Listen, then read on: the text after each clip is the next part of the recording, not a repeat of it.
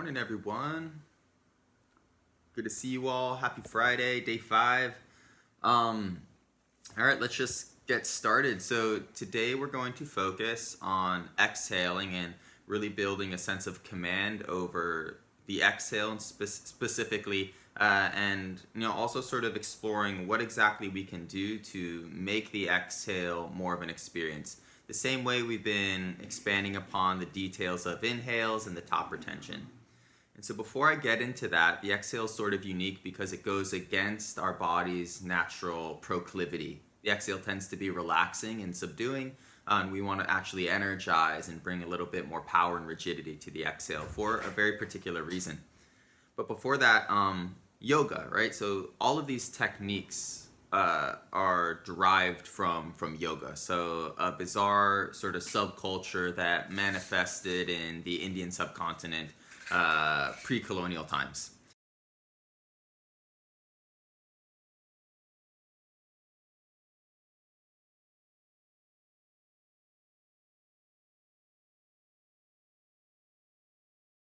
And so the first, just for like the sake of history, the first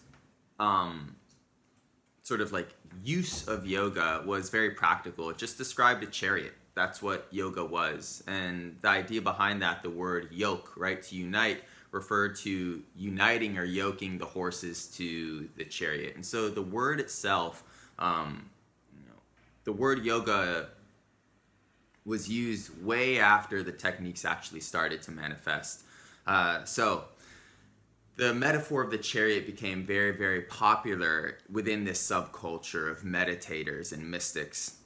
And so if we look at a chariot, there's like 5 horses, there's reins, there's a chariot, there's a driver, and in the metaphor often used to like describe the spiritual experience, there's also sort of this like other character, the charioteer, and then the person being driven by the charioteer. So there's two people in the cart. The whole point is that our minds, the charioteer, and our soul, the person being driven by the charioteer in the chariot, are being guided often by unruly horses, which represent the 5 senses, and then because the horses are unruly, the chariot sort of moves and is taken wherever it's sort of like instinctually taken. And the whole point of yoga is to gain control over the horses, gain control over the senses, to gain control over the direction of the chariot, to gain control over the charioteer, so that the person being driven by the charioteer, the rider, actually has some say, a voice in, the direction and destination of their lives or the journey.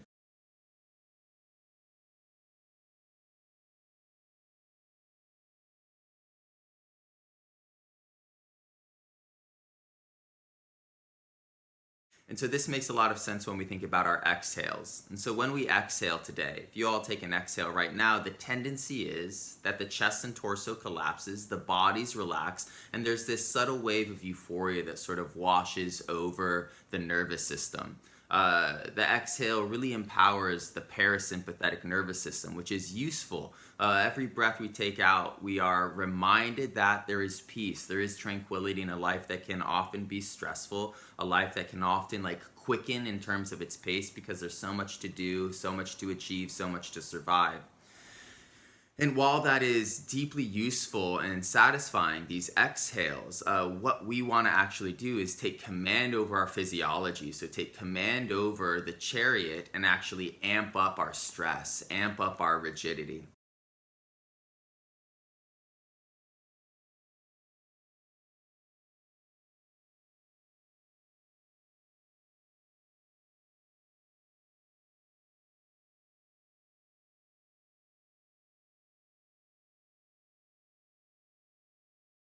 And so with that, the instruction is super simple.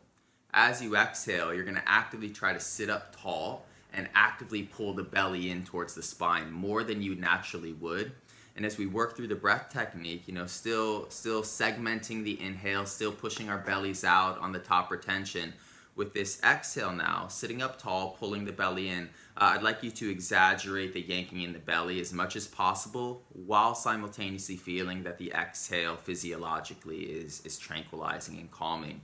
And so this capacity to feel both like stress and peace. In Sanskrit, that would be something like Shakti, the willpower of it all, and Shanti, the peace of it all at once, is a deeply useful skill.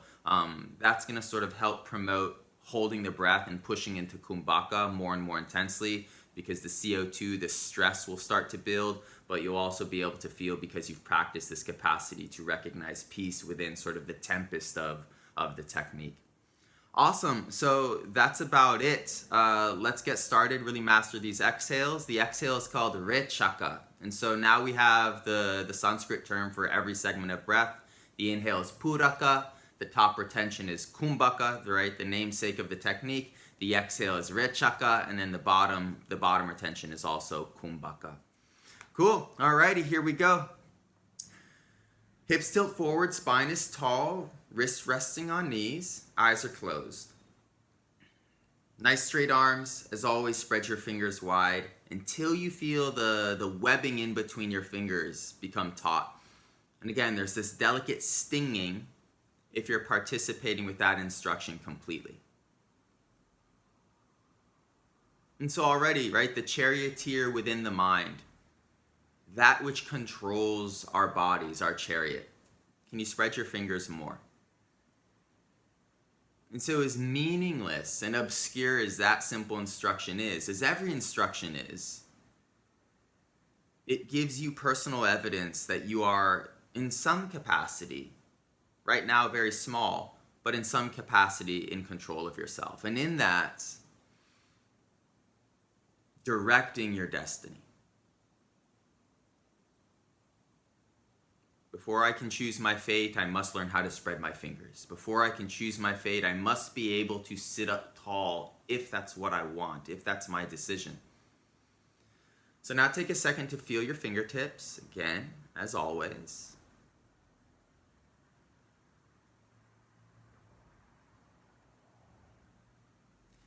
And so there's all these small opportunities to validate the claims of the yogis. And the fundamental claim of this technique is that when you hold your breath, you are collecting prana. You are collecting vital energy. That vital energy is CO2. As CO2 builds, your stress response activates, your amygdala in the center of your head and your prefrontal cortex in the front of your head activate. And that sharpens your sense of presence. And so how can we validate that this is true? You're attempting to feel your fingertips. From time to time, spontaneously, hold your breath for a flash, and in that retention of breath, whether your lungs are full or empty, attempt to feel your fingertips more. And so what you should find is that you are able to feel the subtle tingling and buzzing in your fingertips a little more when your breath is held. Your capacity to be intimate, your capacity to probe, your capacity to sense increases.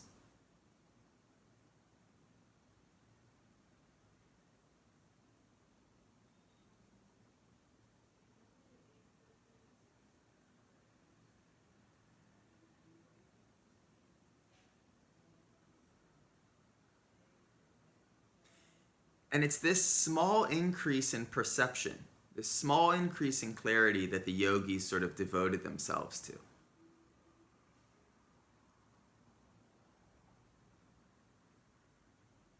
All right, bring a random finger to each thumb. These are hasta mudras. The finger itself doesn't matter. It's that point of contact.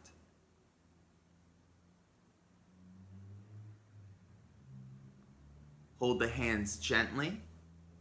And again, feel the contrast between the gentle hands and the rigid body. Tilt your hips forward, lengthen the spine more.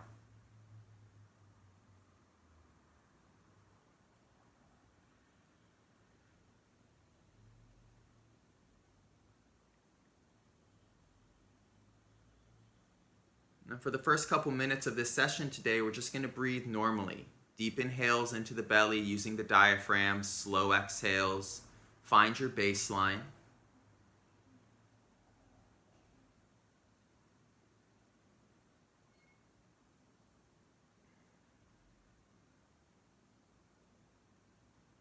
In every session up until this point, we've ended our sessions. As we open our eyes, we repeat this phrase, I'm no longer meditating. Now with the eyes closed, the body still, the breath deep, it should be very clear to you physically and conceptually, oh, now I am meditating. My mind is still wandering, yes. I'm still thinking, yes. I'm still in a way performing my existence. But this is different.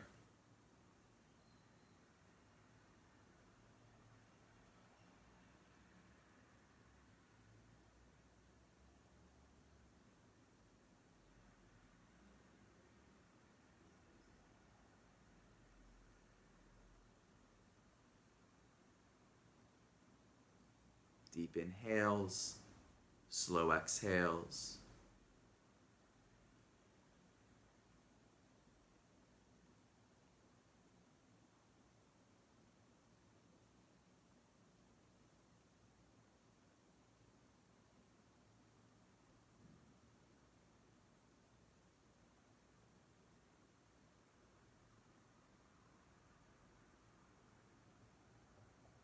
So now notice the qualities of the exhale. Every time you exhale, the muscles seem to relax. The body gets a little heavier and softer. The tendency is for posture to collapse slightly. Shoulders slump forward. The spine flexes. And so you want to try to overcome that. Keep the shoulder blades drawn down, keep the chest broad, and the torso lifted. And so that forces you to physiologically rely upon your abdomen. As you start to exhale, actively pull the abdomen into the spine. Think about your belly button touching the front face of the spine.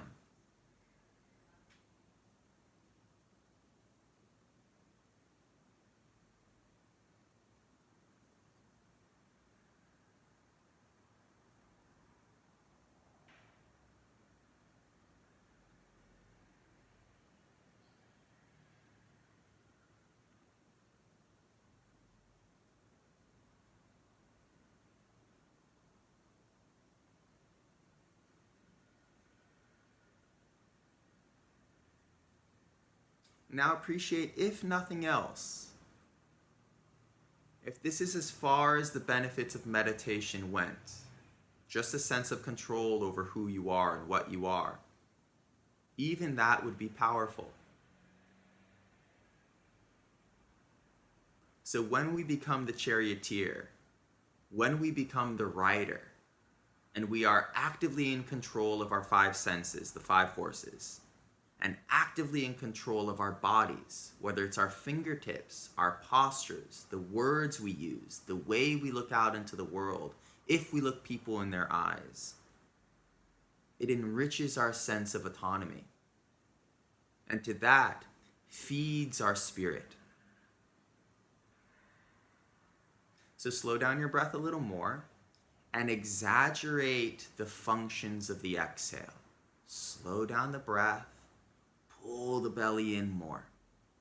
As the belly draws in, keep the arms straight and keep the hands soft.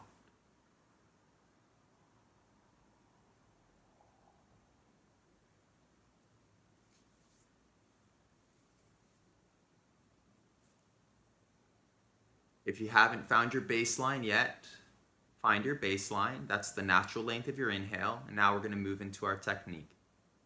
You're going to segment the inhale. Inhale into the belly, pause. Inhale into the torso, pause. Inhale into the collarbone and throat, pause. Expand upon the lung capacity.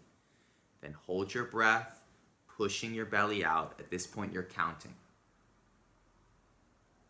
Now you're mastering this exhale. Rechaka, releasing the breath. Keep the spine tall for the length of your baseline. Pull the belly in dramatically for the length of your baseline. And then when you hold your breath with nothing in your lungs, the external retention, just relax and feel. Think about the chariot. Think about controlling the body and how that enriches your sense of self and autonomy.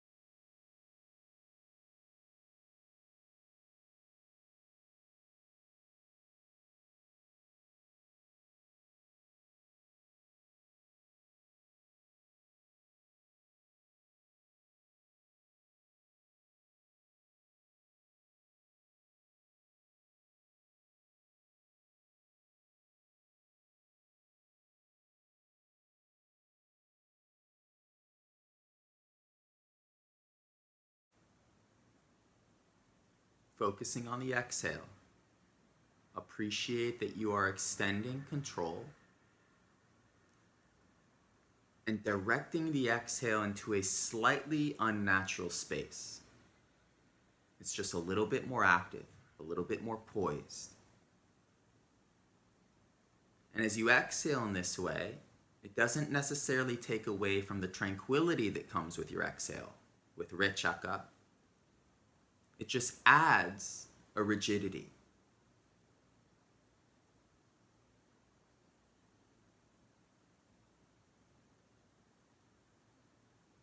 And so the big point is to feel both. As you exhale, you feel this calm, but you also feel this control.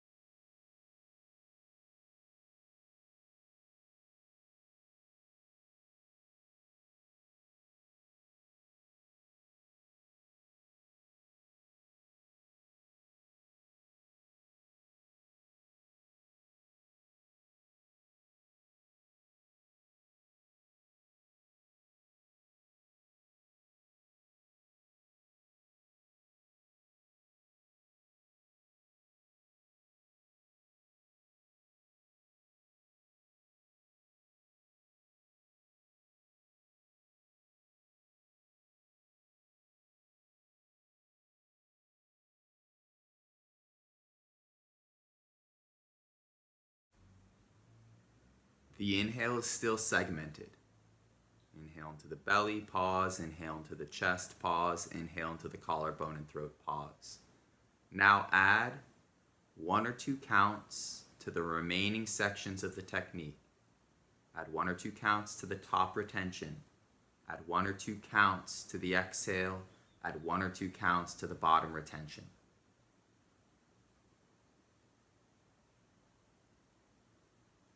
So you're in charge of the chariot. Your sense of touch, specifically, that single horse, is in control. Let CO2 build, let acidity build, let that sense of suffocation rise.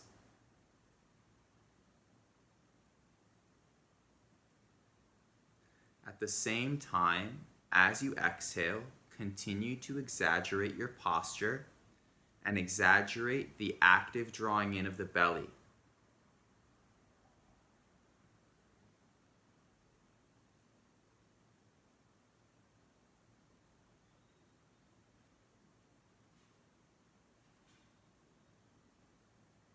And so you can see we're escalating the techniques. And in that escalating the consequences.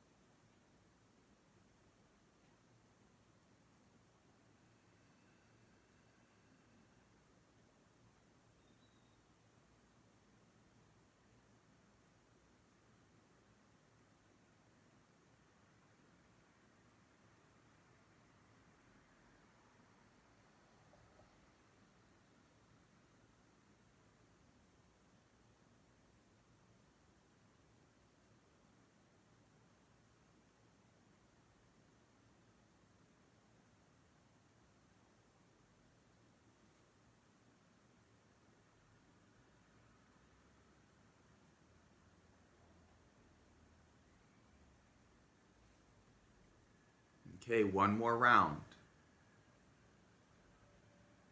During this final round, during the bottom retention, when your lungs are empty and you're holding your breath, hold for as long as you possibly can.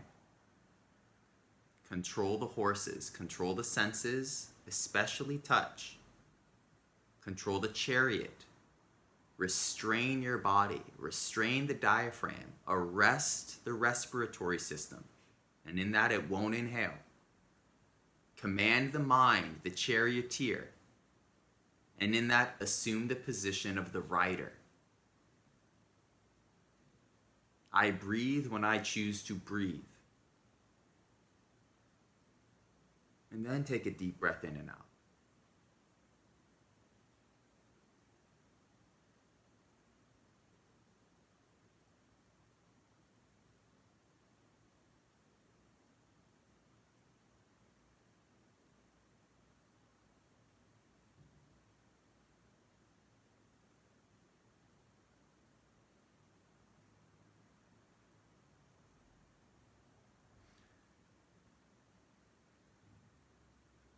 Once you're breathing normally, externalize the mind as usual. Just listen to the space around you. Hold stillness.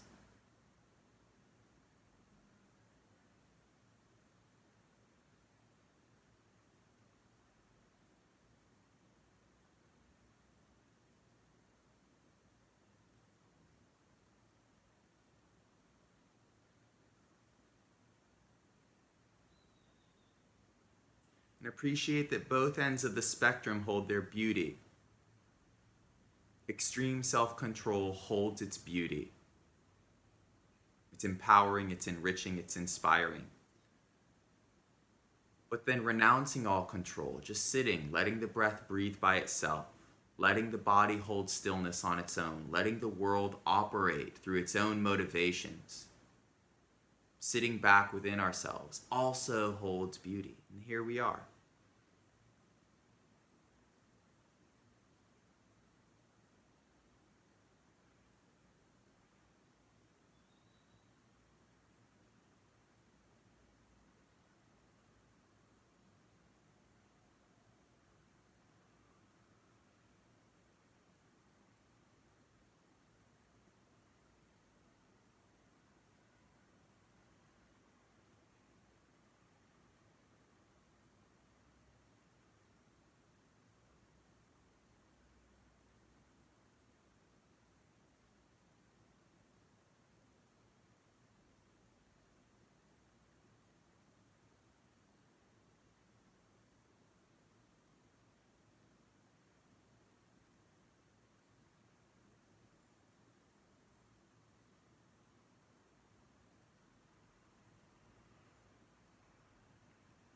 Relax your jaw, soften the face and shoulders.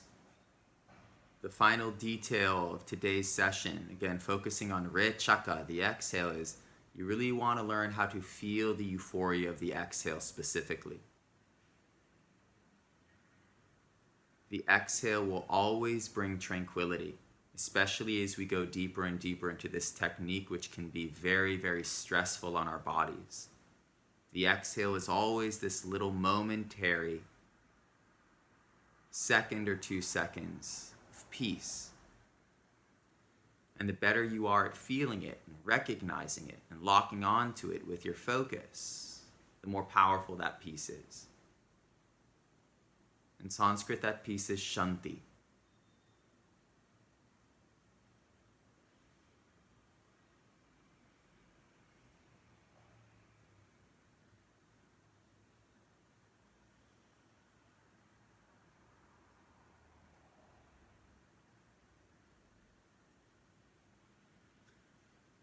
Bring your hands to heart center. Tilt the hips forward, lengthen the spine. Notice that boost in presence and alertness, maybe even a sense of stress. So that's Shakti, that's willpower. Slow down the breath, actively pulling the belly in, exaggerating the physiology of the exhale, isolating the work into the abdomen. And again, just lock onto Shanti. Lock onto the physiological peace response that arises every time you exhale. It's an obscure oasis that peppers our moments.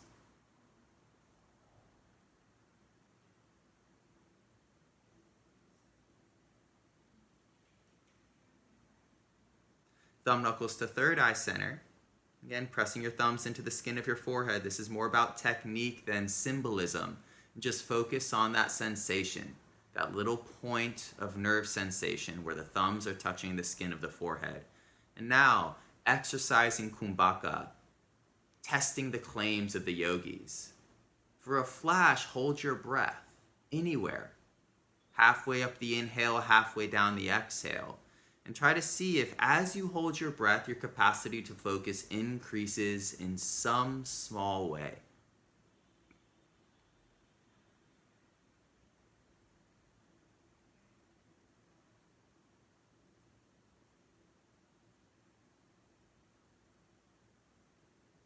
And this is the great theory.